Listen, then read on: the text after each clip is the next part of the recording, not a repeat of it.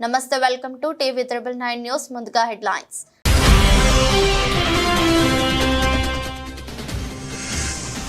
Supreme court తీర్పుకు అనుగుణంగా A B C D వర్గీకరణ చేసేందుకు తెలంగాణ ప్రభుత్వం నిర్ణయం అసెంబ్లీలో ప్రకటించిన ముఖ్యమంత్రి రేవంత్ రెడ్డి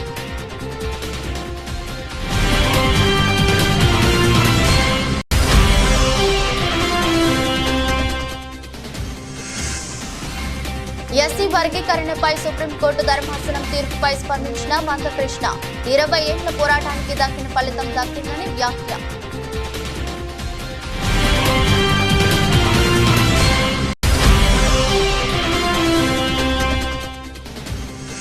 సూపర్ 6 అటకెక్కుతుందన్న వైసీపీ మాజీ ఎమ్మెల్యే చిట్ల జగ్గిరెడ్డి హామీలు కేవలం ఓట్ల కోసమేనా అంటూ విమర్శలు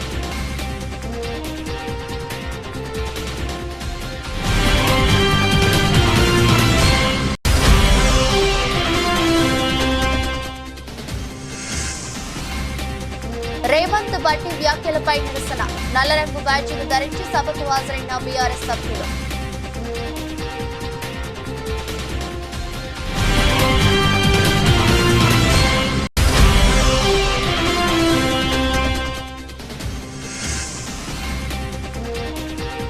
స్పిన్ పిచ్లపై ఇలా ఆడితే కుదరదు టీమిండియా ఆటగాళ్లకు head coach Gautam Gambhir class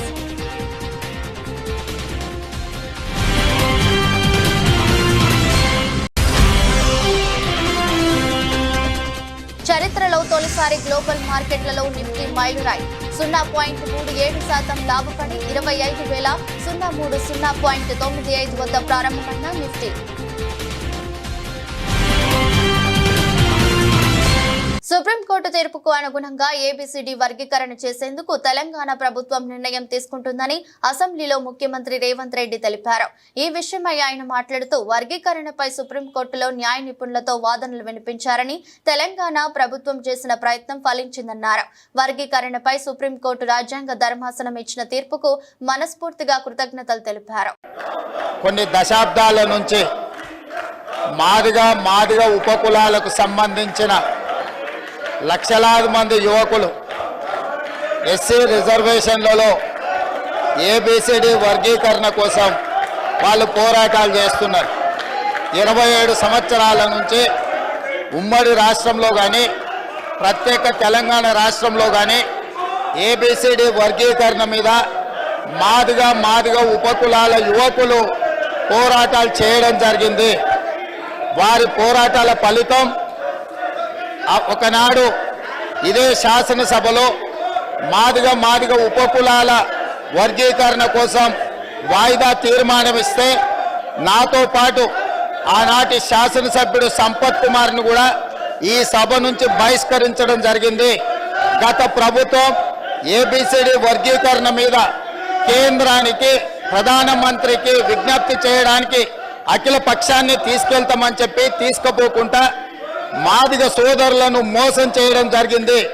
కానీ డిసెంబర్ 3, 2023 నాడు ప్రజాప్రభుత్వం బాధ్యత తీసుకున్న తర్వాత తక్షణమే మా ఉప ముఖ్యమంత్రి గారి సూచన మేరకు మాజీ ఉప ముఖ్యమంత్రి ప్రస్తుత మంత్రి దామోదర్ రాజనరసింహ గారి నేతృత్వంలో మా శాసనసభ్యులందరినీ అడ్వకేట్ జనరల్ని ఢిల్లీకి సుప్రీంకోర్టుకు పంపించి న్యాయ కోవిధులతోని చర్చించి సుప్రీంకోర్టులో బలమైన వాదనను తెలంగాణ రాష్ట్ర ప్రభుత్వం కాంగ్రెస్ ప్రభుత్వం వినిపించడంతో ఈనాడు సుప్రీంకోర్టు మాదిగ ఉపకులాల వర్గీకరణకు అనుకూలమైన తీర్పునివ్వడం జరిగింది. నేను మనస్ఫూర్తిగా సుప్రీంకోర్టు కాన్స్టిట్యూషనల్ బెంచ్కు రాజ్యాంగ ధర్మాసనానికి మనస్ఫూర్తిగా కృతజ్ఞతలు తెలియజేస్తున్నా. 7 మంది జడ్జిలలో 6 మంది జడ్జిలు రాష్ట్రాలకు ఏబిసిడి వర్గీకరణ చెయ్యడానికి అనుమతి ఇచ్చింది. తెలంగాణ రాష్ట్ర ప్రభుత్వం తరఫున నేను స్పష్టమైన ప్రకటన చేస్తున్నా. దేశంలోనే అందరికంటే ముందు బాగానే నిలబడి తెలంగాణ రాష్ట్ర ప్రభుత్వం ఏబిసిడి వర్గీకరణ అమలు చేసే బాధ్యత మా మిత్రులు మా మంత్రివర్గ సహచరులు మేమందరం తీసుకుంటాం. 20 ఏళ్ల పోరాటానికి ఫలితం దక్కిందని ఎంఆర్పీఎస్ వ్యవస్థాపక అధ్యక్షుడు మందకృష్ణ మాదిగ అన్నారు. ఎప్పటికైనా ధర్మమే గెలుస్తుందని 2004లోనే చెప్పానన్నారు. ఆ ధర్మం తాత్కాలికమైనని వెల్లడించారు. వర్గీకరణ చేసే అధికారం రాష్ట్రాలకే ఉందని సుప్రీంకోర్టు చెప్పిందన్నారు. ఎస్సీ వర్గీకరణపై సిజేఐ చంద్రచూడ్ నేతృత్వంలోని సుప్రీంకోర్టు ధర్మాసనం 6:1 తేడాతో తీర్పు వెలువరించింది. ఈ నేపథ్యంలో ఢిల్లీలో ఆయన మీడియాతో మాట్లాడుతూ ఈ విజయం కోసమే 30 ఏళ్లుగా పోరాటం చేస్తున్నామన్నారు. ఈ క్రమంలో చాలా మంది తమ ప్రాణాలు కోల్పోయారని చెప్పారు. ఉద్యమాలను దెబ్బతీసే కుట్రలు ఎన్నో జరిగాయని విమర్శించారు. ఆయన సహనం కోల్పోకుండా పట్టుదలతో పోరాటం చేసి విజయం సాధించామని తెలిపారు. ఎంఆర్పిఎస్ ఉద్యమం 30 సంవత్సరాల నుంచి పోరాటం చేస్తున్నది వర్గీకరణ కోసం. ఈ విజయం కోసమే 30 ఏళ్ళ తపనతో కూడిన పోరాటం జరిగింది.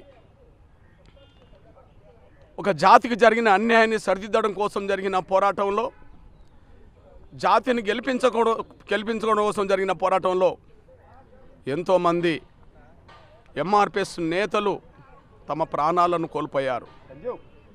వారికి ఈనాటి విజయాన్ని అంకితమిస్తున్నాం. 30 ఏళ్ళుగా అలుపెరగని పోరాటం చేస్తూ వచ్చిన, కష్టాలు వచ్చినా, బాధలు వచ్చినా, దెబ్బలు తగిలినా, జైలు పాలైనా, నిందలు పడ్డా, ఎన్ని రకాలుగా అవాంతరాలు అడ్డంకులు ఎదురైనా మొక్కవోని దీక్షతో, అకటింత పట్టుదలతో 30 ఏళ్ళుగా ఉద్యమాన్ని ముందుకు నడిపించిన ఎంఆర్పిఎస్ మాదిగ బిడ్డలందరికీ ఈ విజయాన్ని అంకితమిస్తున్నాం. అదే సమయంలో జాతి యావత్తు 30 ఏళ్ళు ఉద్యమం వైపే నిలబడ్డది. ఎన్నో కుట్రలు, ఉద్యమాన్ని దెబ్బతీసే కుట్రలు జరిగినాయి. ఎంతోమంది స్వార్థపరులు వెన్నుపోట్లు పొడల్చే ప్రయత్నం చేశారు. స్వార్థపరులైన పలుకుబడి వాళ్ళు అడ్డంకులు కల్పించే ప్రయత్నం చేశారు. అయినప్పటికీ సహనం కోల్పోకుండా, పట్టుదల వదలకుండా ఈ పోరాటాన్ని ముందుకు నడిపించాం. బీఆర్ఎస్ ఎమ్మెల్యేలు సబితా ఇంద్రారెడ్డి, సునీత లక్ష్మారెడ్డిపై ముఖ్యమంత్రి రేవంత్ రెడ్డి, డిప్యూటీ సీఎం పట్టి విక్రమార్క అనుచిత వ్యాఖ్యలు చేశారని ఆరోపిస్తూ బీఆర్ఎస్ ఎమ్మెల్యేలు నేడు నల్ల బ్యాడ్జీలతో అసెంబ్లీకి హాజరయ్యారు. ఈ సందర్భంగా ఆ పార్టీ నేత మాజీ మంత్రి కేటీఆర్ మాట్లాడుతూ అనుచిత వ్యాఖ్యలు చేసిన రేవంత్, పట్టి వెంటనే సబితా, సునీతలకు క్షమాపణలు చెప్పాలని డిమాండ్ చేశారు. సభలో వారి ప్రవర్తన తమను ఆశ్చర్యపరిచిందని చెప్పారు. మహిళా ఎమ్మెల్యేలపై చులకన వ్యాఖ్యలు సరికావని ఆగ్రహం వ్యక్తం చేశారు. సీఎం, డిప్యూటీ సీఎం తమ వ్యాఖ్యలతో మొత్తం మహిళల్ని అవమానించారని ఆగ్రహం వ్యక్తం చేశారు. కాగా స్పీకర్ గడ్డం ప్రసాద్ కుమార్ నలుపు రంగు కోటు ధరించి సభకు హాజరు కావడంపై మాజీ మంత్రి హరీష్ రావు స్పందించారు. స్పీకర్ కూడా తమకు మద్దతుగానే నలుపు రంగు కోటు ధరించి వచ్చారంటూ ఆయనకు ధన్యవాదాలు చెప్పారు. ప్రజల సమగ్ర ఆరోగ్య సంరక్షణ లక్ష్యంగా క్యాన్సర్ ను ప్రాథమికంగా గుర్తించే దిశలో అనపర్తి నియోజకవర్గంలో ఇంటింటి సర్వే చేపట్టి ఆరోగ్య సమస్యలు తెలుసుకుని వ్యాధి నివారణకు తగు వైద్యం అందించాలని దృక్పథంతో ముందుకు వెళ్తున్న శాసనసభ్యులు నల్లమిల్లి రామకృష్ణారెడ్డి అభినందనీయులని రాష్ట్ర అసెంబ్లీ స్పీకర్ చింతకాయల అయ్యన్న పాత్రుడు పేర్కొన్నారు. గురువారం బికవోలు మండలం బలభద్రాపురం గ్రామంలో ఎంఎస్ఆర్ కళ్యాణ మండపంలో ఏర్పాటు చేసిన medical క్యాంపును assembly speaker Ayyanna Patrudu, దేవాదాయ శాఖ మంత్రి ఆనం రామనారాయణ రెడ్డి, స్థానిక శాసనసభ్యులు నల్లమిల్లి రామకృష్ణారెడ్డి, స్థానిక ప్రజా ప్రతినిధులు, కార్పొరేట్ వైద్యులు, ఐఎంఏ ప్రతినిధులు, వైద్య అధికారులతో కలిసి ప్రారంభించారు.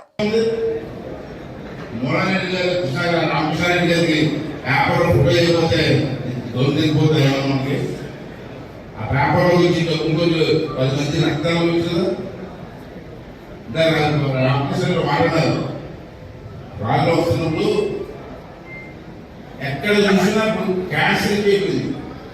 తిరిగితే డాక్టర్స్ ప్రతి ఏరియా కూడా క్యాన్సర్ అనుకో. నెక్స్ట్ ఇయర్ నేను దాన్ని దృష్టి పెడతానండి. ఇప్పుడు డాక్టర్ ఎవరు చెప్పారట, రామకృష్ణారెడ్డి గారు. ఈ అనపర్తి జిల్లాలో ప్రతి ఇంటికి వెళ్ళి సర్వే చేసి, టెస్ట్ చేసి ఎవరు కావాలి క్యాన్సర్ ఐడెంటిఫై చేసి వారికి వైద్యులు ఇవ్వడానికి రామకృష్ణారెడ్డి ప్రయత్నం చేస్తారు. ఎస్సీ వర్గీకరణ మీద సుప్రీంకోర్టు ఇచ్చిన తీర్పును బీఆర్ఎస్ పార్టీ తరపున మేము హర్షం వ్యక్తం చేస్తున్నామని ఎమ్మెల్యే హరీష్ రావు అన్నారు. తెలంగాణ రాష్ట్రం ఏర్పడిన తర్వాత మొదటి అసెంబ్లీ సమావేశంలోనే ఎస్సీ వర్గీకరణ బిల్లును ఏకగ్రీవంగా ఆమోదించి కేంద్రానికి పంపారని గుర్తు చేశారు. ఎస్సీ వర్గీకరణ చేయాలని స్వయంగా కేసీఆర్ గారి వెళ్లి ప్రధానిని కలిసి ఎస్సీ వర్గీకరణ గురించి వివరించారని తెలిపారు.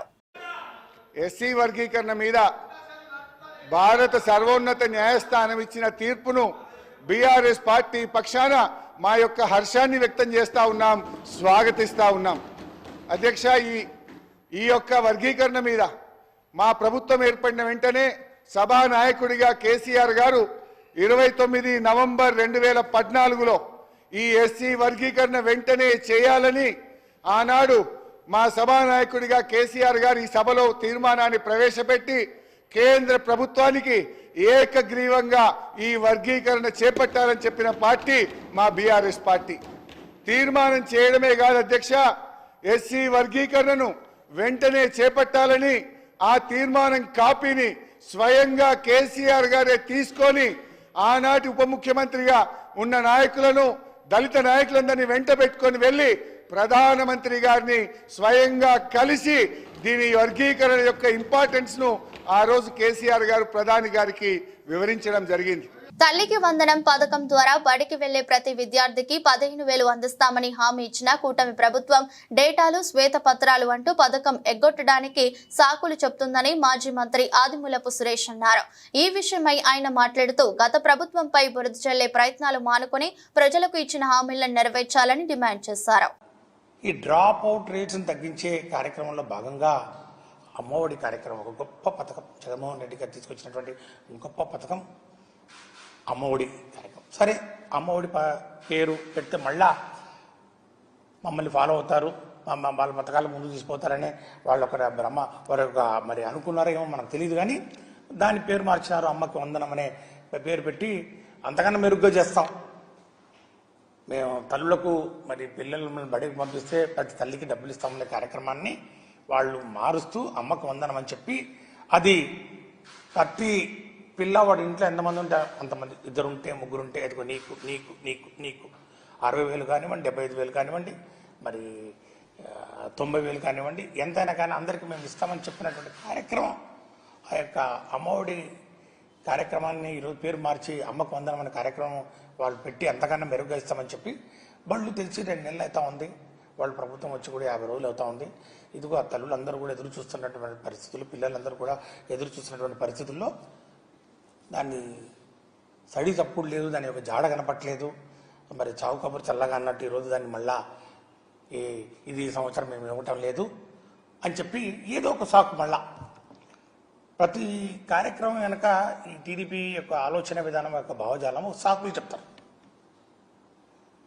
ఆ సాకులు చెప్పడానికి అనేకమైనటువంటి మార్గాలు ఎత్తుక్కుంటారు. దానికి ఒక శ్వేతపత్రం అంటారు, లేకపోతే డేటా అంటారు, లేకపోతే ఇంకో పేరు పెడతారు.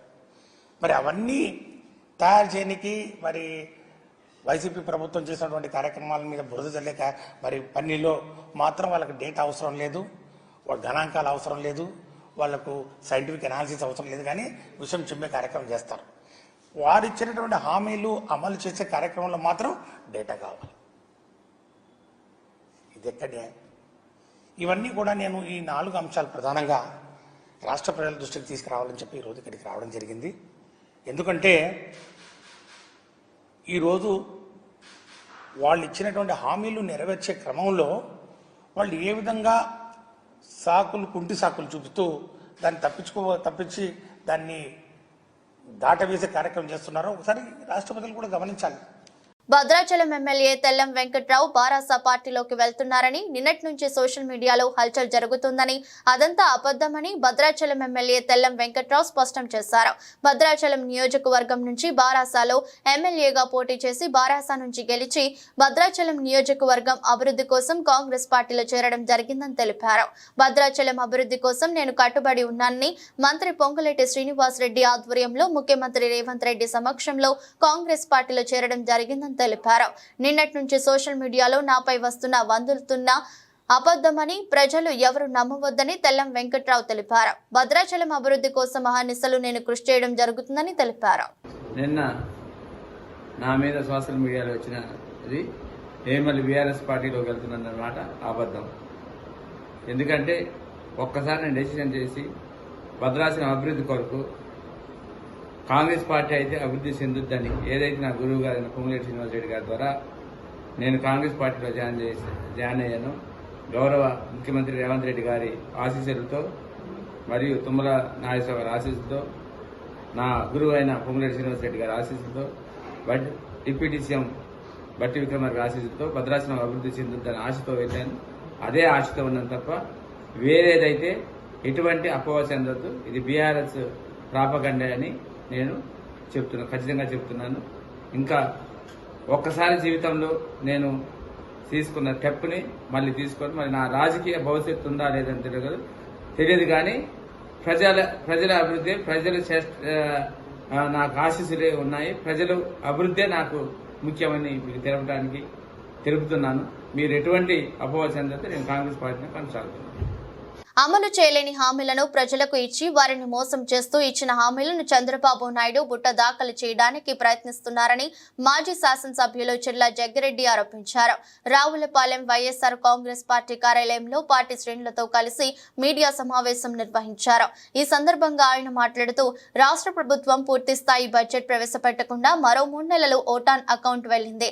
7 నెలల పాటు ఓటాన్ అకౌంట్ బడ్జెట్ కు వెళ్లడం బహుశా ఇదే మొదటిసారి. చంద్రబాబు 100 కోట్ల రూపాయలు ఖజానా జగన్ కు ఇస్తే జగన్ 7,000 కోట్ల రూపాయలపైనే ఖజానాలో ఉంచడం జరిగింది అని బడ్జెట్ ప్రవేశపెడితే ఏ పథకానికి ఎంత కేటాయించారో చెప్పవలసి వస్తుందని బడ్జెట్ ప్రవేశపెట్టకుండా నానుస్తున్నారని అన్నారు. ఉన్నప్పుడు అమ్మఒడి కార్యక్రమం ద్వారా మరి 26,067 కోట్లు 26,000 కోట్లు అమ్మఒడి కార్యక్రమం ద్వారా మరి సుమారు 43 లక్షల మంది తల్లులకి ఆ రోజు మేము అమ్మఒడి కార్యక్రమం ద్వారా అందజేస్తాం. కానీ ఈ రోజున కనీసం ఎప్పుడు ఇస్తారో తెలియనటువంటి మరి వివరాలు చెప్పకుండా అమ్మఒడిని, ముఖ్యంగా అమ్మఒడి పేరు మార్చి తల్లికి వందనాలు పెట్టినటువంటి ఈ కూటమి ప్రభుత్వం తల్లుల్ని ముఖ్యంగా మొట్టమొదటిసారిగా మరి మోసం చేశారని ఈ సందర్భంగా మీకు తెలియజేస్తున్నాం. అలాగే రైతు భరోసా కార్యక్రమం జగన్మోహన్ రెడ్డి గారే ఉండుంటే ఈ పాటికి రైతు భరోసా కనీసం పెట్టుబడి సొమ్ములు రైతులకు ఇచ్చే పరిస్థితి ఉంది. ఇవాళ పెట్టుబడి సొమ్ములు ఇవ్వలేదు సరిగదా, ఏదైతే ధాన్యం డబ్బు లేదు సరిగదా, ఉచిత బీమా, ఉచిత పంటల బీమా డబ్బు ఇన్సూరెన్స్ ప్రభుత్వం కట్టాలి. అది కూడా 1 రూపాయి ఇప్పటి వరకు జమ చేసిన పాపాను పోలేదు. మరి అలాగే ఏదైతే మరి ఈ రాష్ట్రంలో పోలవరం మనకి ఏదైతే జీవనాడిగా ఉన్నటువంటి పోలవరం అసలు మరి ఆ రోజు 2014లో నారా చంద్రబాబు నాయుడు గారు దానికి కేవలం 20,398 కోట్లు ఇస్తే చాలు, 50,000 కోట్లు ఖర్చుంటే కేవలం 20,000 కోట్లు మాకు ఇస్తే చాలు, నేను నామినేషన్ పద్ధతుల మీద నాకు కావలసిన వారికి ఇచ్చుకుంటాననే విధంగా ఆ రోజు కేంద్రం దగ్గర 2013-14 ఎస్టిమేట్లకి డబ్బు మరి ఆయన తీసుకుని ఆ రోజు మరి పోలవరాన్ని కూడా అటకెక్కించే కార్యక్రమం నారా చంద్రబాబు నాయుడు గారు చేశారని ఈ సందర్భంగా మనం చేస్తున్నా.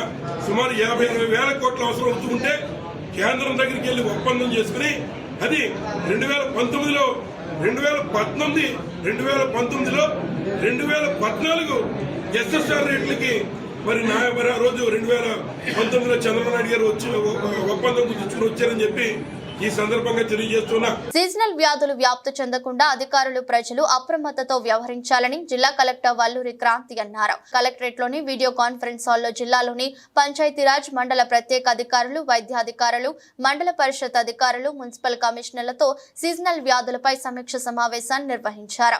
ఈ సందర్భంగా జిల్లా కలెక్టర్ మాట్లాడుతూ జిల్లాలో డెంగ్యూ, టైఫాయిడ్, మలేరియా లాంటి సీజనల్ వ్యాధులపై ప్రజలకు అధికారులు అవగాహన కల్పించాలని శుక్రవారం డ్రైడే కార్యక్రమాన్ని అన్ని గ్రామ పంచాయతీలలో, మున్సిపాలిటీలలో నిర్వహించాలన్నారు. All these are avoidable diseases, preventable diseases. These vector-borne diseases, water-borne diseases, ఇవన్నీ కూడా మనము అవాయిడ్ చేయొచ్చు. If our sanitation is proper, if our water is not contaminated, if public awareness is there, this disease burden can be zero or extremely low. But somehow the seriousness is not being seen on the part of the Panchayat department, municipal department, and to some extent health department also in creating awareness and ensuring hygienic surroundings in the GPs and municipalities. So మీకు అందరికీ కూడా we are telling repeatedly, MPDOs అందరూ ఉన్నారు కదా ఇక్కడ,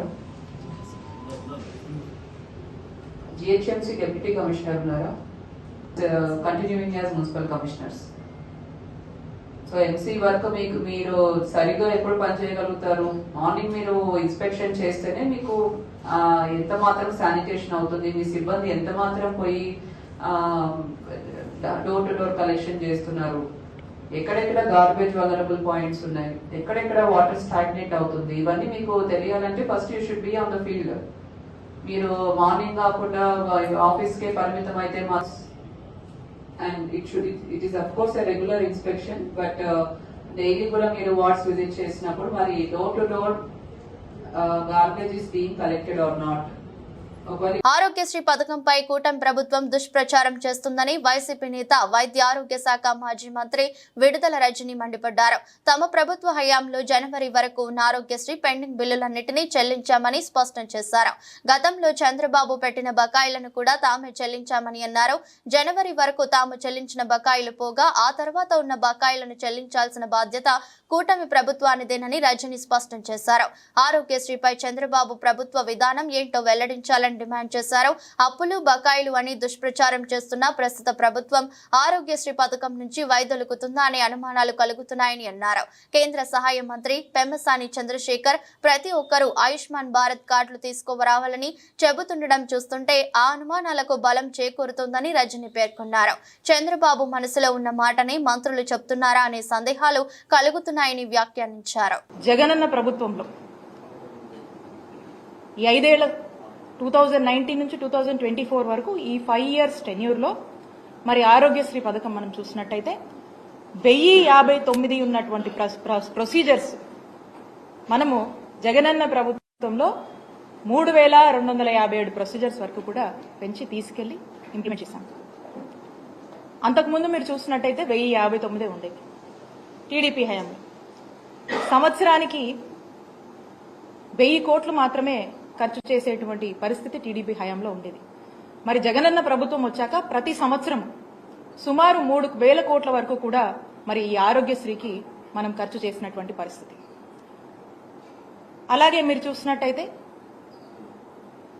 empanelled hospitals, network hospitals రాష్ట్రంలో గత ప్రభుత్వంలో 1000 కన్నా తక్కువ ఉన్నటువంటి ఎంపానెల్డ్ హాస్పిటల్స్ ని వాళ్ళని ఎంకరేజ్ చేసి వాళ్ళకు కావాల్సినటువంటి ఫ్లెక్సిబిలిటీ, వాళ్ళకు కావాల్సినటువంటి ఫీసిబిలిటీ, వాళ్ళకు అన్ని విధాలుగా కూడా ఒక ఫ్రెండ్లీ వాతావరణాన్ని ఏర్పాటు చేసి వాళ్ళని ఎంకరేజ్ చేసి 1000 కన్నా తక్కువ ఉన్నటువంటి ఎంపానెల్ హాస్పిటల్స్ ని మరి 2300 హాస్పిటల్స్ పైగా కూడా విస్తరించేటువంటి అవకాశాన్ని జగనన్న ప్రభుత్వం నెట్వర్క్ హాస్పిటల్స్ కి ఇచ్చింది. జనవరి వరకు ఉన్నవి కూడా మా జగనన్న ప్రభుత్వం క్లియర్ చేసి ఆ తర్వాత ఫిబ్రవరి, మార్చ్ ఏదైతే ఉందో అప్పటికి వచ్చినటువంటి అప్లోడ్ అయ్యి వచ్చినటువంటి మా దృష్టికి వచ్చినటువంటి ఏవైతే ఉన్నాయో అప్పటికి వచ్చేసరికి మార్చ్లో ఎన్నికల కోడ్ వచ్చింది. కోడ్ వస్తే మీకు తెలుసు. ఆ కోడ్ వచ్చిన తర్వాత ఇక ఎన్నికలు అన్ఫార్చునేట్లీ మేము అధికారంలోకి రాలేకపోయాం. ఆ విషయం మీకు తెలుసు. సో ఇంకా అప్పటి నుంచి ఉన్నటువంటి ఏవైతే బిల్స్ ఉన్నాయో ఆ బిల్స్ ఇప్పుడు కొత్తగా కూటమి ప్రభుత్వం ఏర్పడిన తర్వాత ఆ బిల్స్ ని క్లియర్ చేసి మరి ఎక్కడా కూడా ఇంటరప్షన్ లేకుండా వైద్య సేవలు అందించాల్సినటువంటి బాధ్యత ఈ ప్రభుత్వం మీద ఉందని గుర్తు చేస్తా ఉన్నాం. ఏదో లెక్కలు చెప్పి అప్పులని, ఆదాయాలని, బకాయిలని సాకులు చెప్పి మీకు రెస్పాన్సిబిలిటీ నుంచి మీరు ఏమైనా తప్పించుకునేటువంటి ప్రయత్నం చేస్తున్నారా?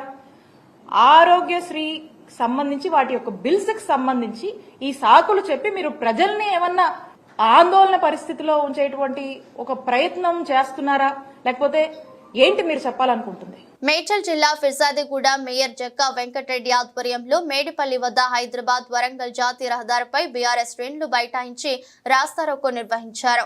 అసెంబ్లీలో బీఆర్ఎస్ మహిళా ఎమ్మెల్యేల పట్ల సీఎం రేవంత్ రెడ్డి చేసిన వ్యాఖ్యలకు నిరసనగా సీఎం రేవంత్ రెడ్డి దిష్టిబొమ్మతో వచ్చి ఫిర్జాదిగూడ బీఆర్ఎస్ నాయకులు నిరసన తెలిపారు. వెంటనే సీఎం రేవంత్ రెడ్డి అసెంబ్లీ సాక్షిగా క్షమాపణ చెప్పాలని డిమాండ్ చేశారు.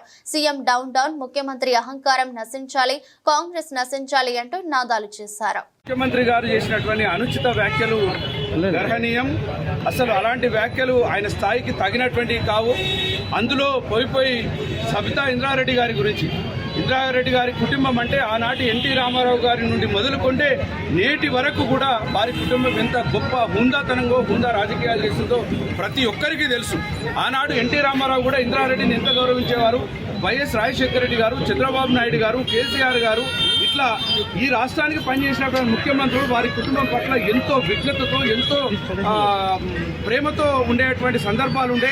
కానీ రేవంత్ రెడ్డి గారు ఈ మధ్యకాలంలో చూస్తూ ఉన్నాం, మతి తప్పి మాట్లాడుతూ ఉన్నాడు. అడ్డగోలు వ్యాఖ్యలు చేస్తూ ఉన్నాడు. తొండలు దూరతామని, లాగులని, రకరకాలని, పేగులు మెడకేసుకుంటామని చెప్పేసి అని ఇలాంటి తప్పుడు వ్యాఖ్యలతో పాటు ఇలా మహిళా ఎమ్మెల్యేల పట్ల, అందులో ఒక నిజాయితీ నాయకురాలైనటువంటి కుటుంబంలో వచ్చినటువంటి ఇంద్రారెడ్డి గారి సతీమణి సత్యక్క గారి మీద మాట్లాడడం ఇది ఎట్టి పరిస్థితుల్లో కూడా క్షమించరానటువంటి నేరం. వెంటనే అసెంబ్లీ సాక్షిగా రేవంత్ రెడ్డి గారు క్షమాపణ చెప్పాలి. క్షమాపణ చెప్పి వెంటనే వారికి ఈ యొక్క జరిగినటువంటి తప్పును తెలుసుకునేటువంటి విధంగా సరిదిద్దుకోవాలని చెప్పేసి కూడా ఈ సందర్భంగా మేము కోరుతా ఉన్నాం. శ్రీలంకతో జరిగిన చివరి టీ20లో టీమిండియా సూపర్ ఓవర్ ద్వారా విజయం సాధించింది. ఈ మ్యాచ్ కు ఆతిథ్యం ఇచ్చిన పల్లెకెలే పిచ్ స్పిన్నర్లకు స్వర్గధామ్లా నిలిచింది. ఆఖరికి సూర్యకుమార్ యాదవ్, రింకు సింగ్ వంటి పార్ట్ టైం స్పిన్నర్లు కూడా వికెట్ల పంట పండించారు. ఈ పిచ్ పై బ్యాటింగ్ ఇరు జట్ల ఆటగాళ్లకు ఓ పీడికలలా మిగిలిపోతుందంటే అతిశయోక్తి కాదు. దీనిపై టీమిండియా కొత్త కోచ్ గౌతమ్ గంభీర్ స్పందించారు. ఇలాంటి పిచ్ పై పట్టుదలతో ఆడి విజయం సాధించడం గొప్ప విషయమే అని టీమిండియా ఆటగాళ్లను పొగిడిన గంభీర్ అదే సమయంలో స్పిన్ కు అనుకూలించే పిచ్లపై బ్యాటింగ్ చేసే విధానం ఇది కాదని అసంతృప్తి వ్యక్తం చేశారు. బంతి సుడులు తిరిగే ఇలాంటి పిచ్లపై ఆడాలంటే బ్యాటింగ్ ఇంకా మెరుగుపరుచుకోవాల్సి ఉంటుందని స్పష్టం చేశారు. నిన్నటి మ్యాచ్ లో చివరి వరకు పోరాడడం మాత్రం టీమిండియా జట్టులో మెచ్చుకోదగిన అంశమని గంభీర్ పేర్కొన్నారు. ఈ తరహా పరిస్థితుల్లో కడ వరకు పోరాడడం వల్లే మ్యాచ్ ఫలితం అనుకూలంగా వస్తుందని అభిప్రాయపడ్డారు. ప్రతి బంతికి, ప్రతి పరుగుకు పోరాటం కనపరచడం వల్ల ఎలాంటి సానుకూల ఫలితం వస్తుందనడానికి నిన్నటి మ్యాచ్ ఓ ఉదాహరణగా నిలుస్తుందని గంభీర్ వెల్లడించారు. గ్లోబల్ మార్కెట్ల సానుకూల సంకేతాలు సెప్టెంబర్ ఆరంభంలో వడ్డీ రేట్ల తగ్గింపు ఉండొచ్చంటూ యుఎస్ ఫెడ్ సూచనలు దేశీయ స్టాక్ మార్కెట్లలో ఉత్సాహాన్ని నింపాయి. దేశీయ సూచీలైన సెన్సెక్స్, నిఫ్టీ లాభాల్లో ఆరంభమయ్యాయి. సెన్సెక్స్ సూచీ ఆరంభంలో 208.34 పాయింట్లు లాభపడి 81,949.68కు పెరిగింది. 82,082 రికార్డు స్థాయి మైల్ రాయిని కూడా తాకింది. ఇక ఆరంభంలో 92.15 పాయింట్లు లాభపడ్డ ఎన్ఎస్ఈ నిఫ్టీ సూచీ రికార్డు సృష్టించింది.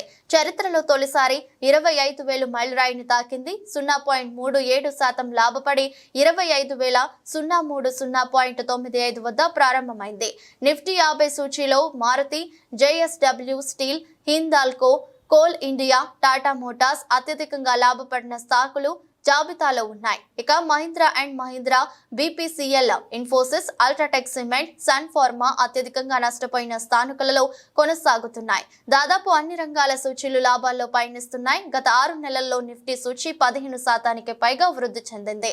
ఇదే సమయంలో బీఎస్సీ సెన్సెక్స్ 14% పైగా ర్యాలీ అయింది. జూలై 23న కేంద్ర ప్రభుత్వం పార్లమెంట్లో బడ్జెట్ ప్రవేశపెట్టిన నాటి నుంచి మార్కెట్లు లాభాల బాటలో పయనిస్తున్నాయి. ప్రపంచ మార్కెట్లలో మిశ్రమ ఫలితాలు ఉన్నప్పటికీ దేశీయ మార్కెట్లు మాత్రం పరుగులు పెడుతున్నాయి. వార్తలు ముగించే ముందు మరోసారి హెడ్లైన్స్.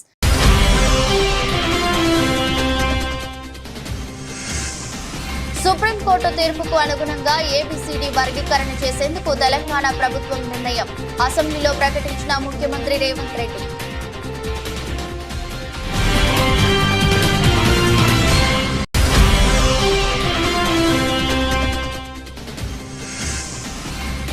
ఎస్సీ వర్గీకరణపై సుప్రీంకోర్టు ధర్మాసనం తీర్పుపై స్పందించిన మందకృష్ణ. 20 ఏళ్ల పోరాటానికి దక్కిన ఫలితం దక్కిందని వ్యాఖ్య.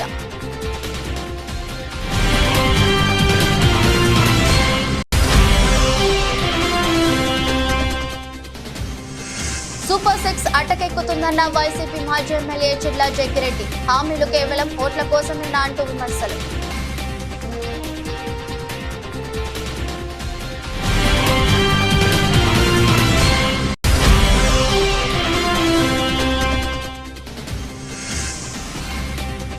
రేవంత్ బట్టి వ్యాఖ్యలపై నిరసన. నల్లరంగు బ్యాడ్జీలు ధరించి సభకు హాజరైన బీఆర్ఎస్ సభ్యులు.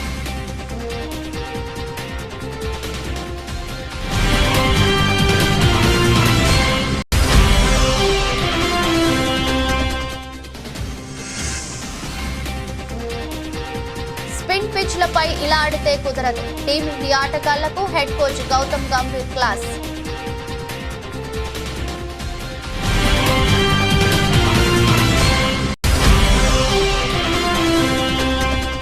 చరిత్రలో తొలిసారి గ్లోబల్ మార్కెట్లలో నిఫ్టీ మైలురాయి.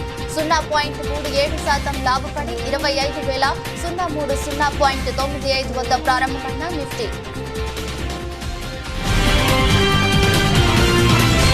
ఈ దృష్టి బులెటిన్ మరో బులెటిన్లో మళ్ళీ కలుద్దాం. అంతవరకు సెలవు. నమస్కారం.